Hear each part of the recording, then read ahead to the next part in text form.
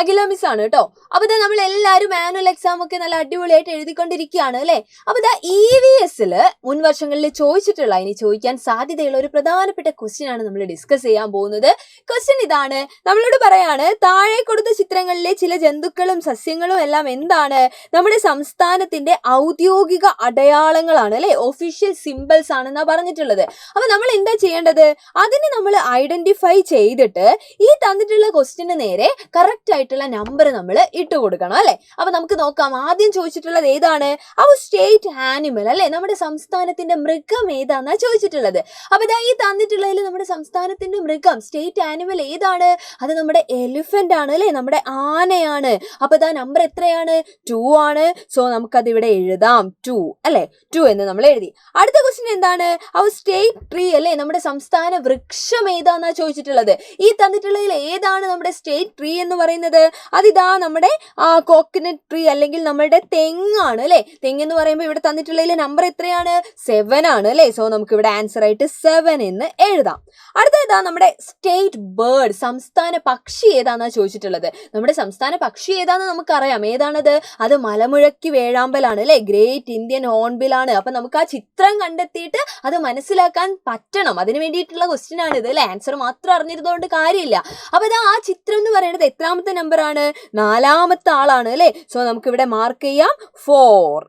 അടുത്തത് ഇതാ നമ്മുടെ സ്റ്റേറ്റ് ഫിഷ് അല്ലെ, നമ്മുടെ സംസ്ഥാന മത്സ്യം ഏതാന്നാ ചോദിച്ചിട്ടുള്ളത്. നമ്മുടെ സംസ്ഥാന മത്സ്യം ഏതാന്ന് നമുക്കറിയാം. അത് കരിമീനാണ് അല്ലെ.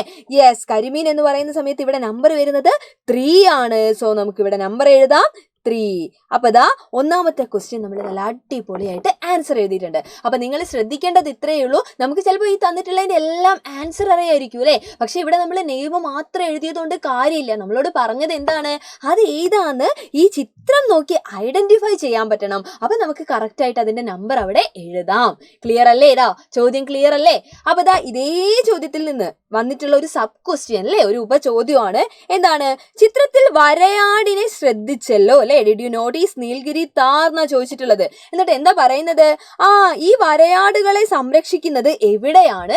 ആ സ്ഥലത്തിന്റെ പ്രത്യേകതകൾ ഏതാന്ന്. ഇവിടെ ഇതാ ഈ ചിത്രത്തില് ഈ കാണുന്നതാണ് നമ്മുടെ വരയാട് അല്ലെ. അപ്പൊ വരയാടിനെ സംരക്ഷിക്കുന്നത് എവിടെയാണ്?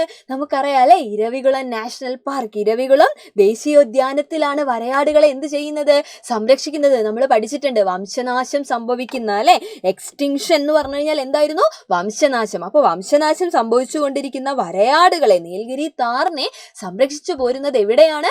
അത് ഇരവികുളം നാഷണൽ പാർക്കിലാണ്, ഇരവികുളം ദേശീയോദ്യാനത്തിലാണ്. അവിടെയുള്ള ഒരു പ്രധാനപ്പെട്ട അല്ലെ രാജമല എന്ന് പറയുന്നത് എന്താണ്? ടൂറിസ്റ്റുകളൊക്കെ നമ്മളൊക്കെ പോയി കഴിഞ്ഞു കഴിഞ്ഞാൽ വിസിറ്റ് ചെയ്യുന്നത് ഈ രാജമലയിലാണ് അല്ലെ. അതല്ലാത്ത സ്ഥലങ്ങളിലൊന്നും മനുഷ്യർക്ക് എന്തില്ല? പ്രവേശനമില്ല. മാത്രമല്ല ഈ ഇരവികുളം നാഷണൽ പാർക്കിൽ അല്ലെങ്കിൽ ഇരവികുളം ദേശീയോദ്യാനത്തിൽ ഒരുപാട് ജീവികൾ എന്ത് ചെയ്യുന്നുണ്ട്? ജീവിച്ചു പോരുന്നുണ്ട്. ഒരുപാട് നദികൾ അവിടെ നിന്ന് എന്ത് ചെയ്യുന്നുണ്ട്?